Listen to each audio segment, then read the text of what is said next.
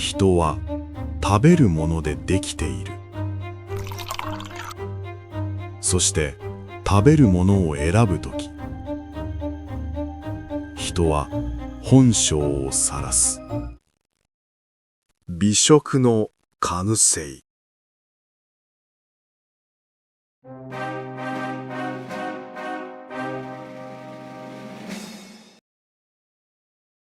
第一章、毒を持つペン。川上ののれんが静かに下ろされた。創業70年。奥多摩の渓流沿いに建てられたその川魚料理店は、先代が丹精込めて育てた生け瀬を持ち、1時間かけても食べに来る客が絶えないと言われていた。だが、たった一本の記事がその70年を灰にした。書いたのは佐伯良一だった。グルメ批評家として15年のキャリアを持つ佐伯は、業界では下の処刑人と呼ばれていた。褒め言葉のようでいて、実際は恐怖から来る呼称だ。彼に一度狙われれば、どんな老舗も3ヶ月で消える。それがこの男の実績だった。川上を評した記事のタイトルは、ドブ川の幻想。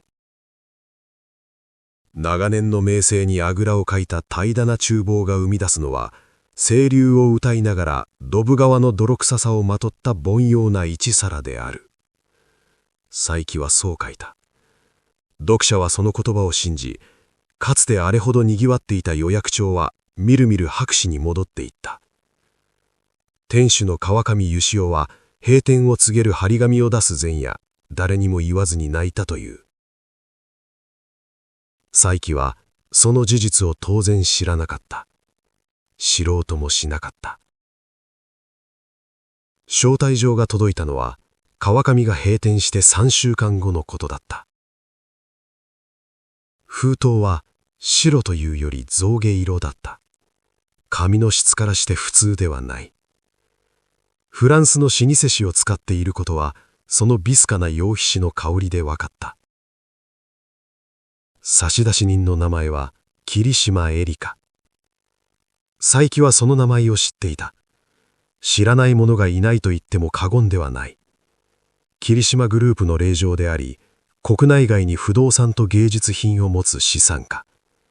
年齢は32。美貌と知性で知られながら、その私生活は徹底して謎に包まれている。カードには細く流れるような筆跡で一文だけ記されていた。私の庭で育った天然の森のダイヤモンドを召し上がれ。佐伯の口元が歪んだ。森のダイヤモンドとは本来はトリュフを指す言葉だ。だがトリュフは庭で育てるものではない。自然の近婚の産物であり、人工栽培がいかに困難かは業界の常識だ。大金を持て余したセレブが金に物を言わせて食材を収集し、美食家を気取る。よくある話だった。成金女が知識人ぶって招待状をよこしてきた。佐伯はそう解釈した。そして同時に思った。これは記事になる、と。無知なセレブの自称グルメの正面から批評する企画は読者受けがいい。有名人の食の無知を暴く記事は必ずバズる。それを計算しながら、佐伯は返信を書いた。もちろん、招待を受け入れる旨を。第2章、琥珀色の誘惑。ペントハウスは都心のタワーマンション最上階にあった。エレベーターのドアが開いた瞬間、佐伯は思わず息を飲んだ。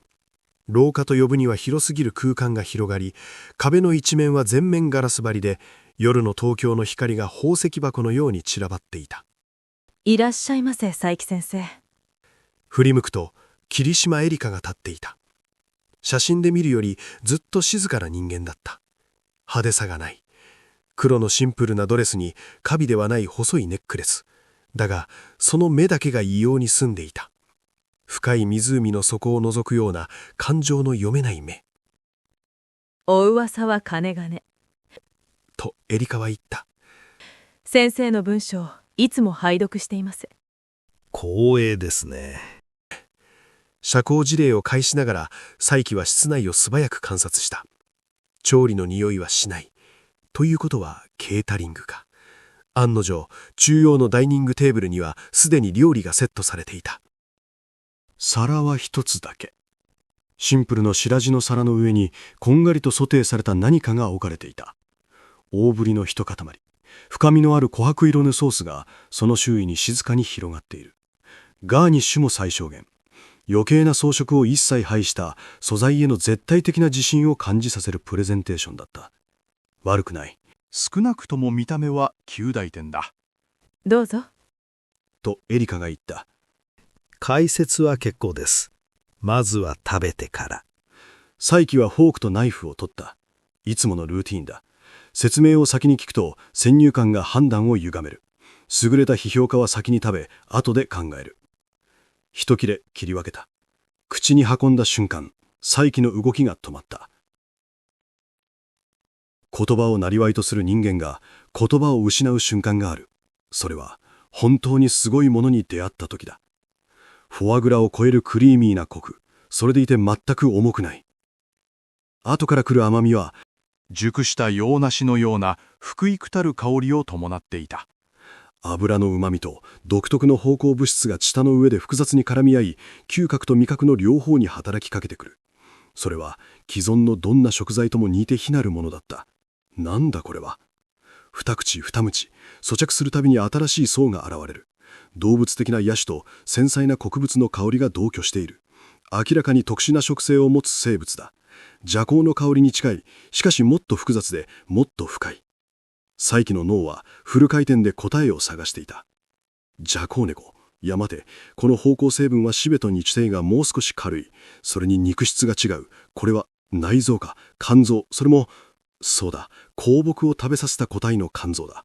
この複雑さは食性によるものに違いない。15年のキャリアが答えを求めて失踪した。わかりました。佐伯はナプキンで口元をふぐい、確信を持っていった。これは希少な麝香猫の肝臓です。それも香木を与えて育てた最高品質の個体。こんなものが日本で流通しているとは知りませんでした。あなたのルートは相当なものだ。エリカは微笑んだ。感情の読めない静かな微笑みだった。続けてください。味覚的には完全な独創性を持っています。既存の美食体験の枠組みを超えている。これは記事にさせてもらいたい。佐伯はすでにスマートフォンを取り出していた。写真を撮り、文章を打ち込む。プロの修正だ。興奮すると先に指が動く。今、私は歴史的な出会いをした。これこそが真実の味、大地が生んだ奇跡。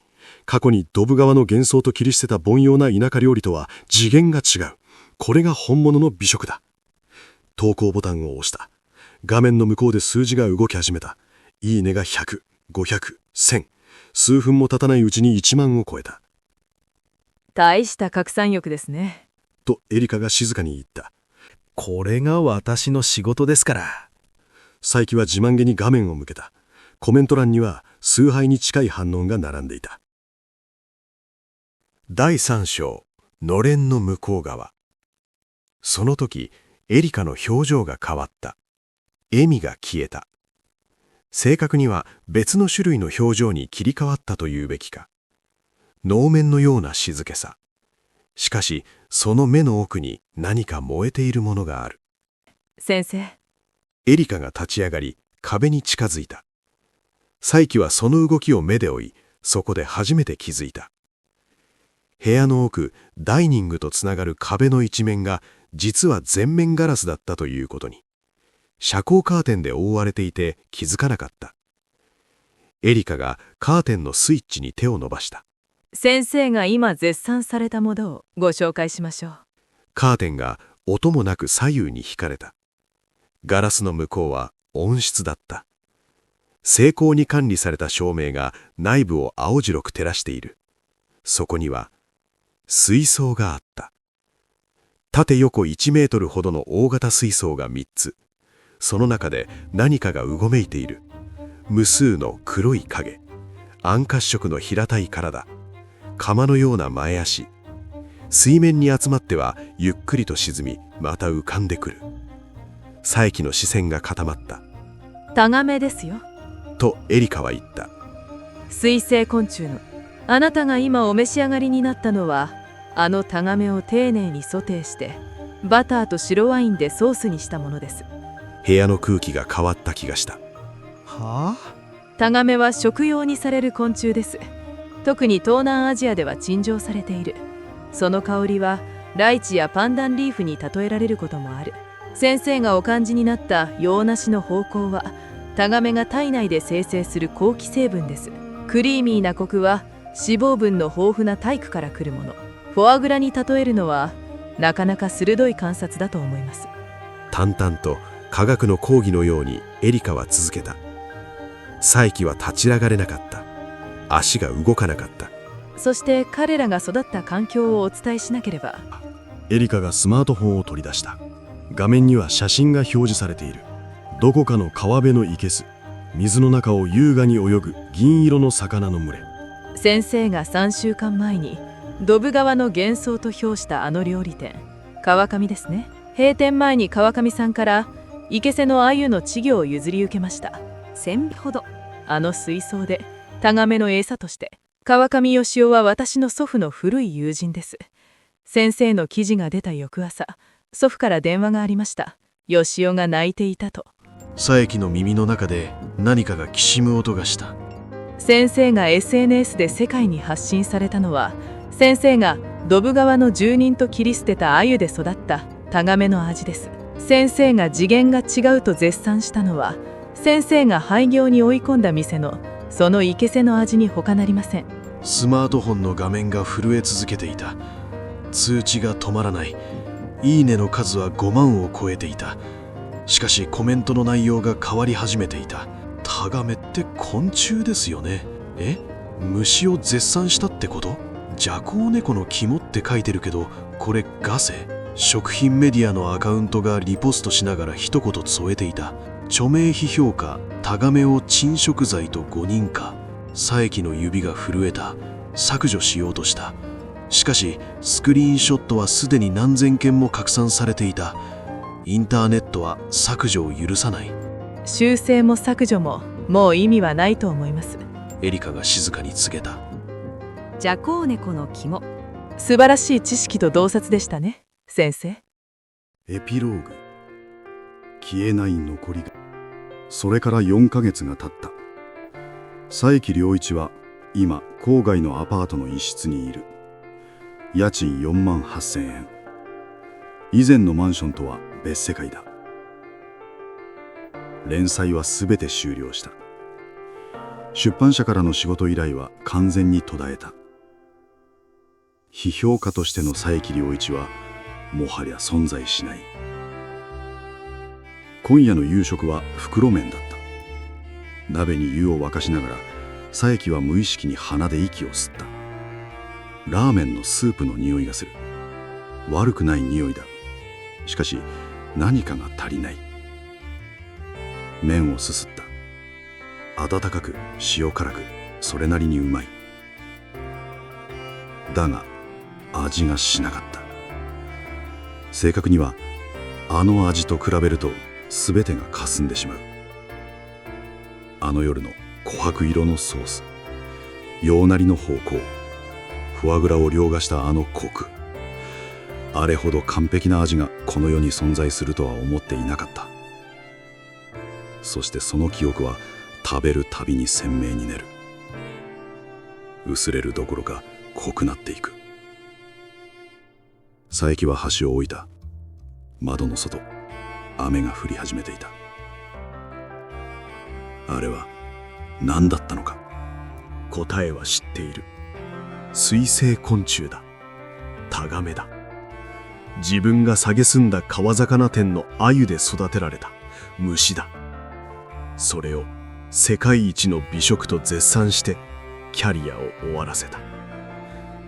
しかしそれでもあの味は本物だった。なんであんなに美味しかったんだ。声に出すつもりはなかった。しかしその言葉は誰もいない部屋に落ちた。雨音だけが答えた。佐伯はまた箸を取り、冷めかけた麺を口に運んだ。味はしなかった。あの夜と比べれば何一つ味がしなかった。たった一夜の完全な味が残りの人生の味覚を永遠に奪ってしまった。それが言葉という刃で他者の人生を切り続けた男に下された最も静かで最も残酷な制裁だった。森のダイヤモンドの香りはまだそこにあった。彼の舌の上に誰にも取り去ることのできない形で。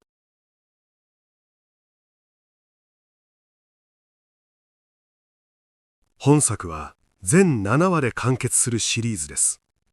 次回第2話、白いキャビア。近日公開。